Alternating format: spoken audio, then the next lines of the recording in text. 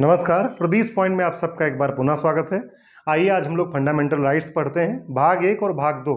पिछले लेक्चर्स में हम कवर कर चुके हैं 1 से 4 तक का अनुच्छेद भाग 1 के अंतर्गत, और भाग 2 के अंतर्गत 5 से लेकर 11 तक का अनुच्छेद, ये हम लोग पढ़ चुके हैं। अब आइए आज हम लोग पढ़ेंगे भाग 3 मौलिक अधिकार। मौलिक अधिकार भारतीय संविधान के भाग 3 में दिया गया है। अनुच्छेद है 12 से 35 तक, और अगर 12 से 35 तक के अनुच्छेद को हम गिने तो इसमें एक अनुच्छेद है, अनुच्छेद 31 जो कि क्या हो चुका है, निरसित हो चुका है, संपत्ति का अधिकार था वो, बाद में हम लोग चर्चा करेंगे। तो वर्तमान समय में कुल अनुच्छेद की संख्या कितनी बची है? 23। वर्तमान समय में ये प्रश्न पूछा जा सकता है कि मौलिक अधिकार के अंतर्गत कुल कितने अनुच्छेद हैं, तो कुल अनुच्छेदों की संख्या 23 है। बात समझ में आई कि नहीं?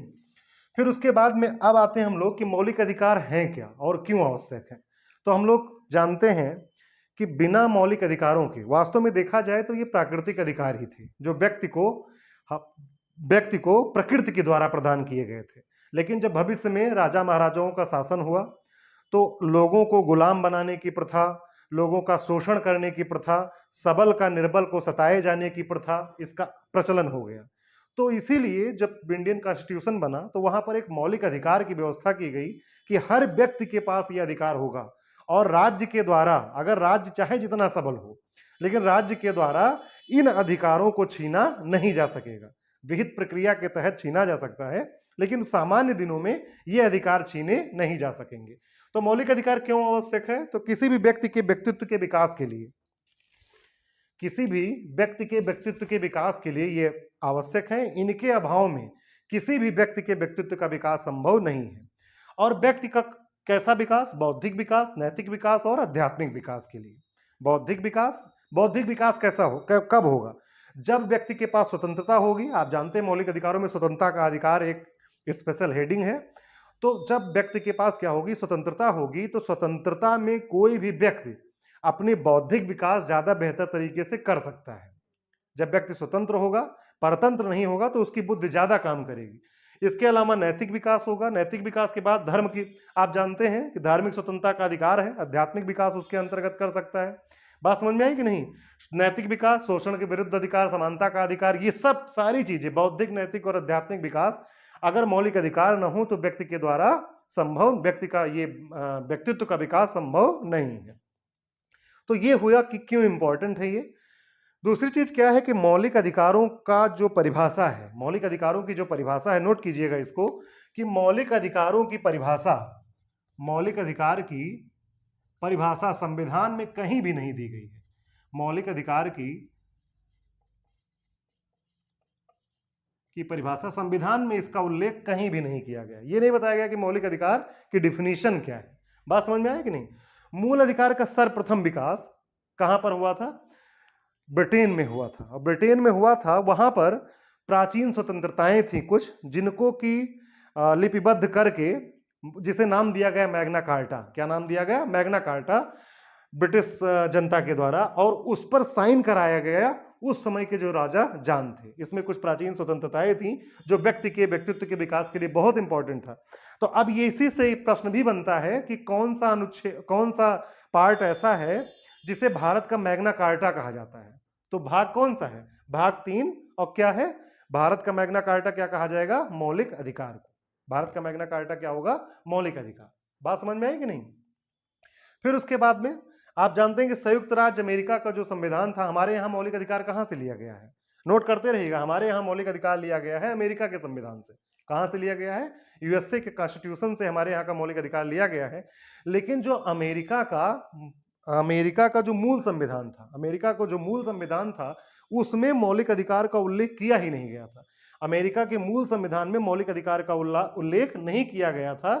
बाद में 1791 में 10वें कॉन्स्टिट्यूशनल अमेंडमेंट, अर्थात संवैधानिक संशोधन, 10वें संवैधानिक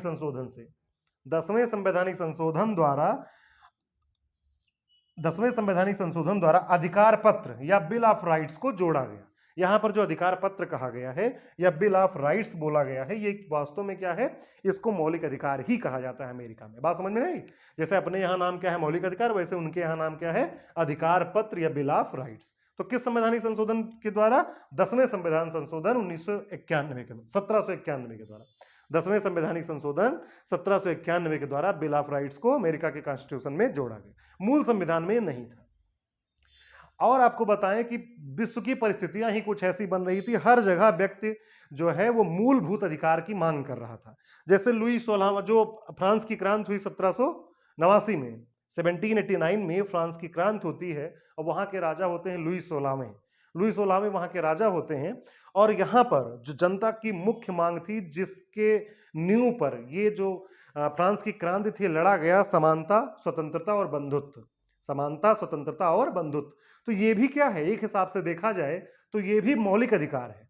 और लुई 16वें ने यहाँ की जनता का जो है मौलिक अधिकार का हनन किया था, अर्थात यहाँ के अधिकार, जो जनता का अधिकार था उसका हनन किया था।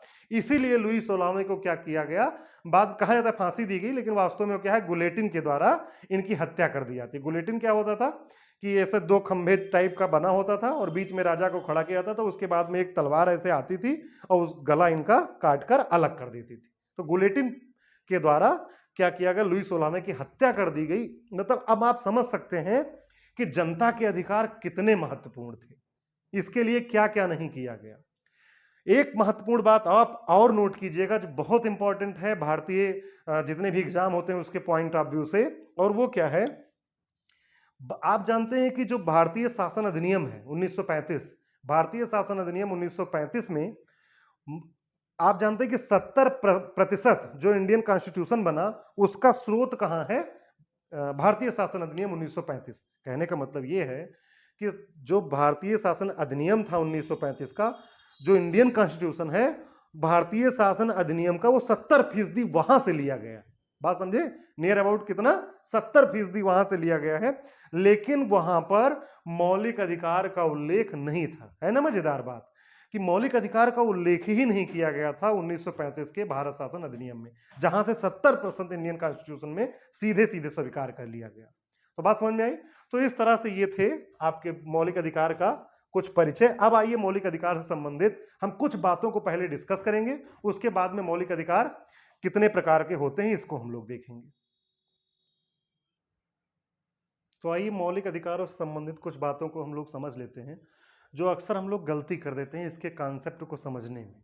तो सबसे पहले इन बातों को हम थोड़ा सा डिटेल करेंगे और उसके बाद में फिर हम लोग आ जाएंगे मौलिक अधिकार के प्रकार पर। तो मौलिक अधिकार राज्य के विरुद्ध प्राप्त है। पहली चीज आपको याद रखना है कि मौलिक अधिकार व्यक्तियों को प्राप्त हैं और किसके विरुद्ध प्राप्त है, राज्य के विरुद्ध, राज्य के विरुद्ध।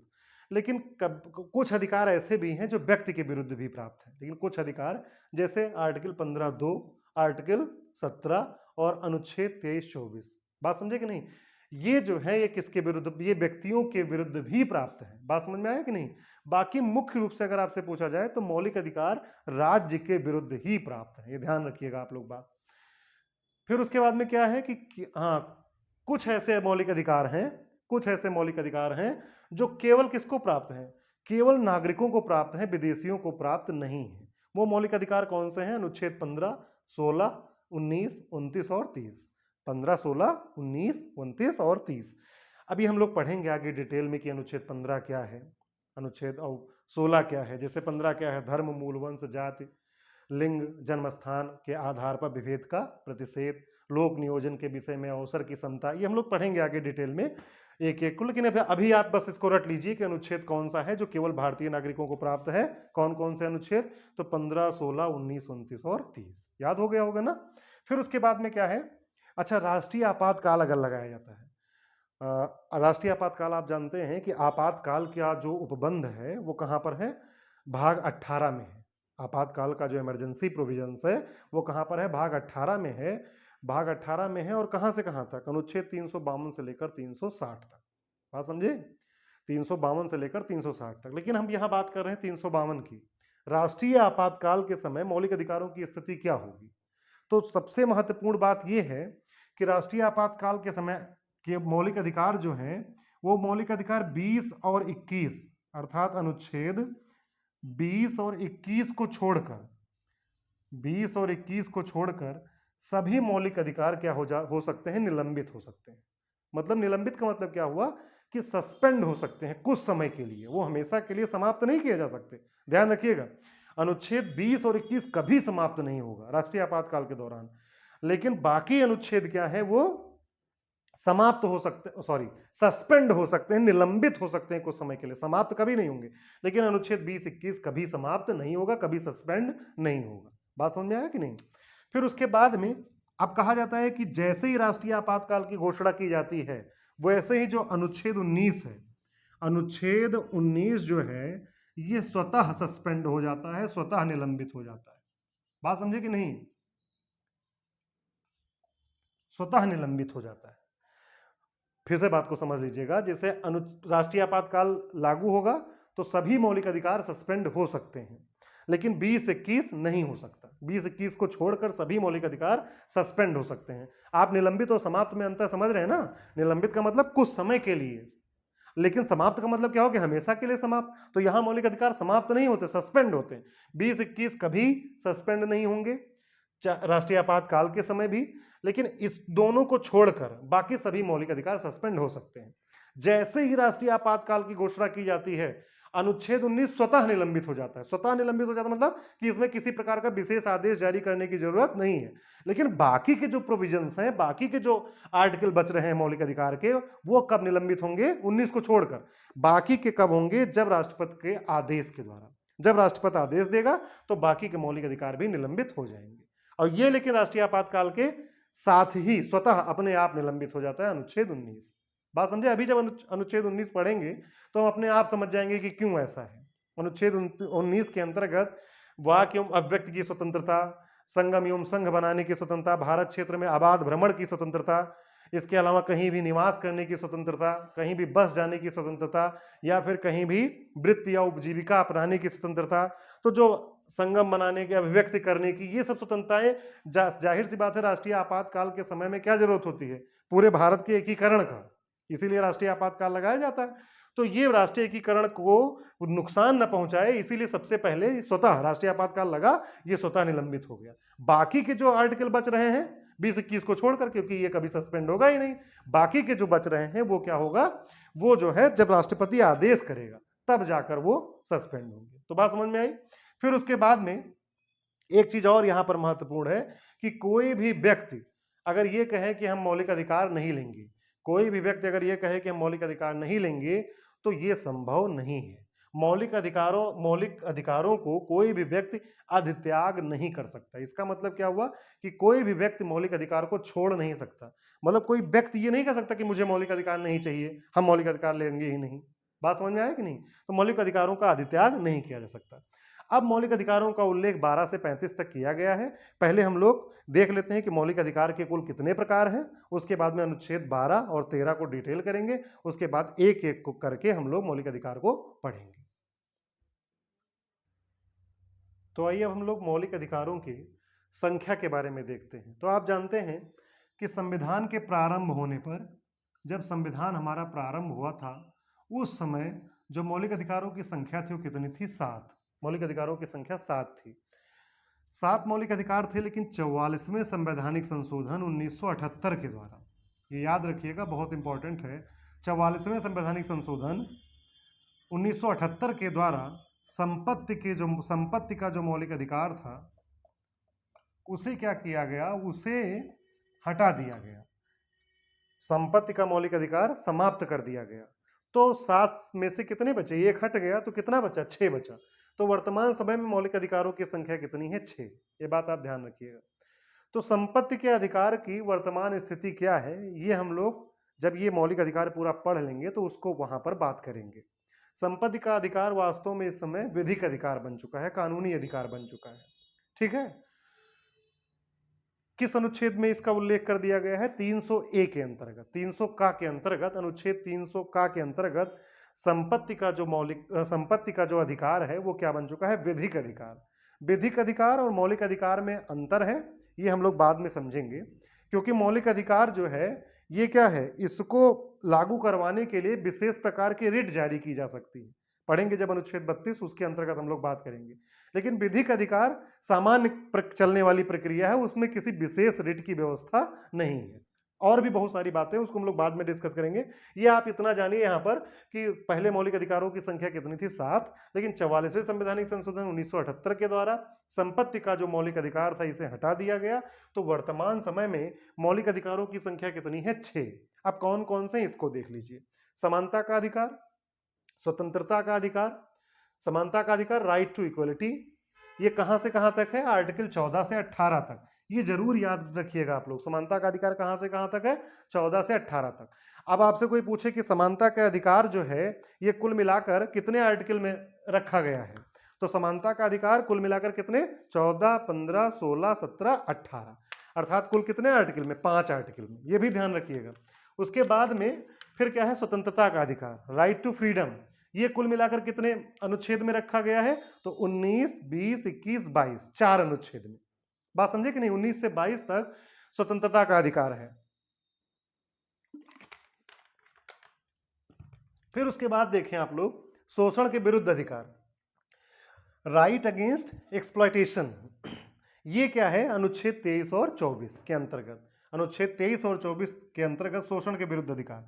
धार्मिक स्वतंत्रता का अधिकार 25 से लेकर 28 तक, और उसके बाद में संस्कृत एवं शिक्षा संबंधी अधिकार 29 और 30, और उसके बाद में संवैधानिक उपचारों का अधिकार, ये कहां पर दिया गया है, अनुच्छेद 32 में। 33, 34, 35 को भी हम लोग पढ़ेंगे, ये किसमें है, आर्टिकल 32 में है। ये 33, 34 और 35 में, 33, 34 और 35 में विशेष प्रावधान किया गया है, उसको हम लोग अलग से पढ़ेंगे। बात समझ में आई, ऐसा नहीं कि यहीं तक है केवल, बस 33, 34, 35 को भी हम लोगों को पढ़ना है। तो ये थे हमारे मौलिक अधिकार। अब इनको हम एक एक करके पढ़ना शुरू करेंगे। समानता का अधिकार, अच्छा एक बात यहाँ पर आपको और भी, कि आप यहाँ से 14 से लेकर 32 तक हमने उल्लेख किया, लेकिन वास्तव में आप जानते हैं कि भाग 3 में जो मौलिक अधिकार का उल्लेख किया गया है वो कहाँ से कहाँ तक है, 12 से लेकर 35 तक, 12 से लेकर 35 तक। तो इसको पढ़ने से पहले, समानता का अधिकार जो है, मौलिक अधिकारों की संख्या का जो पहला अधिकार है, समानता का अधिकार, ये 14 से 18 तक है। तो इसको पढ़ने से पहले हमें अनुच्छेद 12 और 13 को क्लियर करना पड़ेगा। उसको पढ़ लेते हैं, और उसके बाद जब 32 पहुंच जाएंगे तो वहां उसके बाद 33, 34 और 35 एक एक अनुच्छेद पढ़ लेंगे हम लोग। तो आइए अनुच्छेद 12 पढ़ते हैं कि अनुच्छेद 12 है क्या। तो आइए आर्टिकल 12 देखते हैं। अनुच्छेद 12, अनुच्छेद 12 में आप लोग ये ध्यान रखिएगा कि राज्य की परिभाषा दी गई। अनुच्छेद 12 में क्या है, अगर बाकी चीजें ना याद रख सकें तो कम से कम उसकी जो हेडिंग होती है किसी भी अनुच्छेद की, वो तो याद ही रखिए।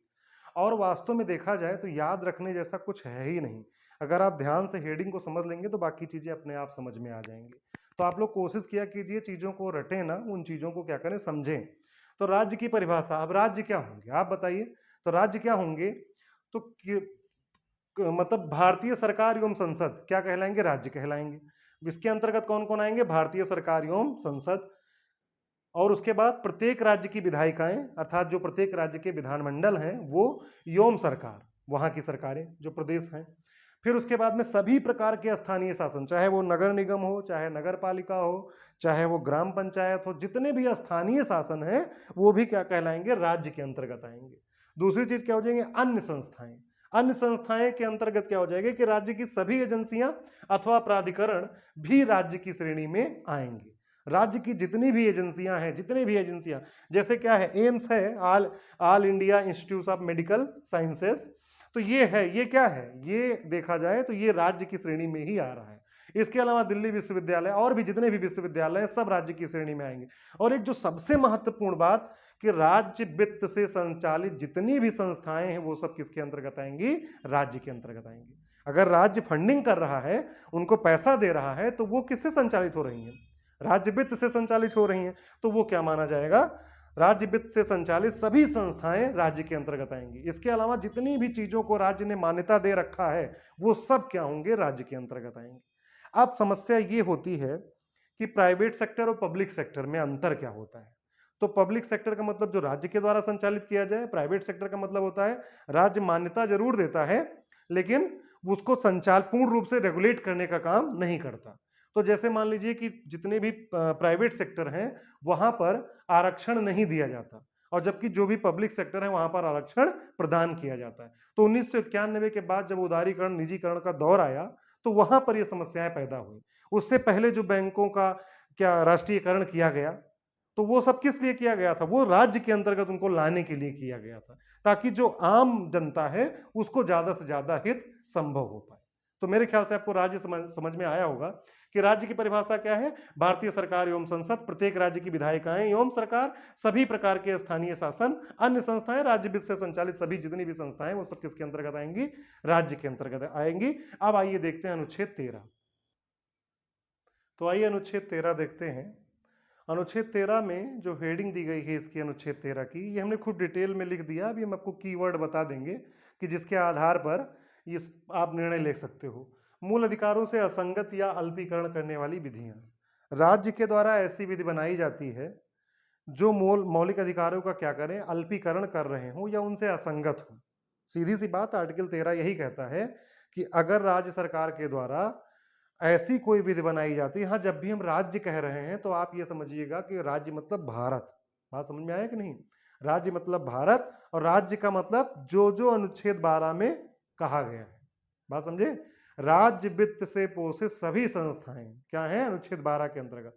या जितने भी आप प्राइवेट सेक्टर देखते हो वो भी किससे? राज्य ही माना गया है उनको। क्यों माना गया है? क्योंकि वो भी एक निश्चित नियम और कानून के तहत गवर्नमेंट ऑफ इंडिया से या गवर्नमेंट ऑफ उत्तर प्रदेश से अधिकार पत्र लेती हैं, लाइसेंस लेती हैं, उसके बाद में वो चीजें करना शुरू करती हैं। तो इसलिए जितने भी इंडियन टेरिटरी में जितने भी संस्थाएं हैं सभी राज्य माने जाएंगे। ये बात आप ध्यान रखिएगा, ठीक है? बाकी अनुच्छेद 12 आपको समझ में आया होगा। तो मूल अधिकारों से असंगत या अल्पीकरण करने वाली विधियां, तो ऐसे विधि जो राज्य के द्वारा बनाई जाए जो मौलिक अधिकारों को क्या करें? असंगत हो उनसे। असंगत मतलब मौलिक अधिकारों के अगेंस्ट हो। और दूसरी चीज क्या है कि उनका अल्पीकरण करते हो। उनका अल्पीकरण मतलब कि उनको कम कर देते हो। तो वो क्या मानी जाएंगी? वो विधि समाप्त मानी जाएगी। जिस मात्रा तक वो असंगत होगी या अल्पीकरण कर रही होगी उस मात्रा तक वो शून्य मानी जाएगी। बस आपको इतनी बात याद रखना है, ठीक है? बाकी हमने कॉन्स्टिट्यूशन में जो 4 उपभाग दिए गए हैं इसका भी उल्लेख किया। यही बातें यहां घूम घुमा कर कही भी गई हैं। हम एक बार पढ़ दे रहे हैं, आप सुन लो। 13(1) में कहा गया है कि संविधान से पूर्व मतलब संविधान जब प्रारंभ नहीं हुआ था, 26 नवंबर 1949 को हमारा संविधान बनकर तैयार हुआ, 26 जनवरी 1950 को लागू किया गया, ठीक है? तो संविधान प्रारंभ से पूर्व भारत के राज्य क्षेत्र में बहुत सारी विधियां लागू थी। प्रवृत्ति मतलब ये कॉन्स्टिट्यूशन का ही शब्द है। प्रवृत्ति का मतलब बहुत सारी विधियां लागू थी। सभी विधियां जो विधि लागू थी, लेकिन जिस दिन संविधान लागू हो गया उस दिन उस मात्रा तक वह विधि शून्य हो जाएगी जिस मात्रा तक वह विधि इस भाग के अर्थात भाग 3 के जो अनुच्छेद है, भाग 3 के जो उपबंध है उनसे असंगत। बात तो वही है ना जो पहले दोहरा रहे थे। फिर दूसरी बात क्या कही गई कि राज्य ऐसी कोई विधि नहीं बनाएगा, राज्य ऐसी कोई विधि नहीं बनाएगा जो इस भाग द्वारा प्रदत्त मूल अधिकारों को छीनती हो या न्यून करती हो। इस खंड के उल्लंघन में बनाई गई विधि उल्लंघन की मात्रा तक शून्य होगी। फिर वही बात कही गई कि पूर्व प्रचलित, संविधान से निर्माण के पूर्व प्रचलित जितनी भी विधियां थी, संविधान लागू होने के बाद मौलिक अधिकार से असंगत है तो समाप्त। राज्य के द्वारा संविधान बन गया, लागू हो गया, उसके बाद भी अगर राज्य के द्वारा कोई ऐसी विधि बनाई गई जो क्या होगा, जो मौलिक अधिकारों के अगेंस्ट होंगी, तो वह भी उस मात्रा तक शून्य समझी जाएगी जिस मात्रा तक वो मौलिक अधिकारों का उल्लंघन कर रही होंगी। जो तीसरी बात है, इसमें कहा गया कि राज्य के द्वारा निर्मित इन विधियों में, अब विधि क्या है, राज्य का विधि क्या है इसको समझिएगा। तो विधि के अंतर्गत अध्यादेश जारी करना, जैसे अगर पहले जो कार्यपालिका है अगर वो अध्यादेश जारी करती है तो वो अध्यादेश भी अगर मौलिक अधिकारों के अगेंस्ट है तो वो क्या माना जाएगा, उस मात्रा तक शून्य मान लिया जाएगा। अधिसूचना, कोई नोटिफिकेशन जारी किया गया, अगर मौलिक अधिकारों के अगेंस्ट है तो वो भी क्या हो जाएगा, उतने मात्रा तक शून्य माना जाएगा। अगर पूरा का पूरा अगेंस्ट है तो पूरा का पूरा शून्य हो जाएगा, पूरा समाप्त माना जाएगा। नियम या उपनियम या आदेश, ऐसी कोई भी चीजें शामिल की जाती है मतलब दी जाती है तो वो सब विधि के अंतर्गत आएगा। बात समझे कि नहीं कि विधि क्या है? तो राज्य के द्वारा, जैसे हम बार बार यही तो कह रहे हैं ना कि राज्य के द्वारा कोई ऐसी विधि नहीं बनाई जाएगी, तो विधि के अंतर्गत केवल कानून शब्द को हम नहीं लेंगे, लॉ को केवल हम वही नहीं मानेंगे कि केवल कानून है, केवल राज्यसभा लोकसभा पारित कर दे, राष्ट्रपति उस पर हस्ताक्षर कर दे, केवल वही विधि नहीं है। विधि के अंतर्गत यहाँ स्पष्ट किया गया है कि कोई अध्यादेश जारी कर दी जाए, ऐसा कोई नोटिफिकेशन जारी किया जाता है जो मौलिक अधिकारों के अगेंस्ट हो। उसके अलावा कोई नियम पारित कर दिया जाता है किसी राज्य के द्वारा, या फिर उपनियम है या फिर आदेश है, ऐसा कोई भी आदेश अगर दिया जाता है जो मौलिक अधिकारों का उल्लंघन करते हैं, तो वह उल्लंघन की मात्रा तक शून्य समझा जाए। बात समझ में आई कि नहीं? फिर जो 13(4) है, इसमें कहा गया है यह संसद को रोकती है इस बात से कि कानून बनाने या संशोधन करने से जो मौलिक अधिकारों से संगत नहीं। वही बात है फिर। तो कुल मिलाकर आप इतना समझिएगा कि मौलिक अधिकारों से असंगत जितनी भी विधियां हैं वह मौलिक अधिकारों के उल्लंघन की मात्रा तक शून्य समझेंगे, बस, तेरा और कुछ नहीं है। बात समझे कि नहीं? अब एक प्रश्न और उठता है यहां पर कि जो न्यायिक पुनर्विलोकन, जुडिशियल रिव्यू जो आता है वो किस अनुच्छेद के अंतर्गत? तो अनुच्छेद 13 ही इंडियन जुडिशरी को, भारतीय न्यायपालिका को यह अधिकार देता है कि वो जुडिशियल रिव्यू कर सके। क्यों ऐसा है भाई? ऐसा ही इसलिए है क्योंकि हम लोग जानते हैं कि सुप्रीम कोर्ट या judiciary is the guardian of the constitution. Judiciary जो है वो कॉन्स्टिट्यूशन अर्थात संविधान की क्या है? अभिभावक है। और जो अभिभावक होगा वो अच्छा बुरा ज्यादा बेहतर समझेगा कि संविधान के लिए क्या अच्छा और क्या बुरा है। या कहीं पर अगर कोई टेक्निकल वर्ड आता है कि जिसका अलग अलग लोग अर्थ ले रहे हैं, तो उसकी व्याख्या करने का काम भी कौन करेगा? जुडिशरी ही करेगी। तो न्यायिक पुनर्विलोकन मतलब अगर कोई उसको फिर से लगता है जुडिशियल रिव्यू के लिए, तो न्यायिक पुनर्विलोकन इसी के अंतर्गत, अनुच्छेद 13 के अंतर्गत ही किया जा सकता है। बात समझ में आई कि नहीं? यह अधिकार जो जुडिशरी को मिला है कहां से? अनुच्छेद 13 के अंतर्गत। तो इस तरह से हम लोगों ने बहुत ही ब्रॉड कॉन्टेक्स्ट में चीजों को समझा। अब हम लोग जो नेक्स्ट लेक्चर पढ़ेंगे वो हमारा होगा मौलिक अधिकारों की संख्या में जो पहला अधिकार है, मौलिक अधिकार के प्रकार में जो पहला अधिकार है क्या? समानता का अधिकार। उसको हम लोग शुरू करेंगे नेक्स्ट लेक्चर में। तो इसको आप लोग, एक बहुत ही कॉन्सेप्चुअल लेक्चर है और कोई इतना ज़्यादा ब्रॉड करके कोई इतना ज़्यादा समझाने की कोशिश नहीं करता। तो मेरी कोशिश ये है कि आपको बार बार इधर उधर भटकना ना पड़े, इसीलिए हम पूरा कंटेंट आपके सामने लिख देते हैं, इसलिए पूरी चीज़ें हम एक एक करके समझा देते हैं। तो खूब अच्छा नोट्स बनाइए, पढ़िए और ध्यान रखिए अपना। यूपीएसआई आने वाला है, यूपीपी का भी नोटिफिकेशन आ जाएगा 15 जुलाई तक। तो आप ध्यान रखिए इस बात को कि जो सतही ज्ञान है हम लोगों का वो काम आने वाला नहीं। वीडियो का एग्जाम हुआ है, बहुत सारे बच्चों ने दिया भी होगा आप लोगों में से, या पेपर तो देखा ही होगा आप लोगों ने, तो उसमें देख लीजिए कि केवल सतही ज्ञान से जीएस में आपका काम चलने वाला नहीं है। और कोई एक चीज पकड़ कर भी नहीं, करंट से जोड़कर भी तमाम क्वेश्चन पूछे गए हैं। तो आप लोग कोशिश कीजिए कि सारी चीजें तैयार करें समग्रता के साथ, कुछ छोड़े ना। अब वो गया समय कि क्या पढ़ना है क्या छोड़ना है, ये महत्वपूर्ण है। बात समझ में आया कि नहीं?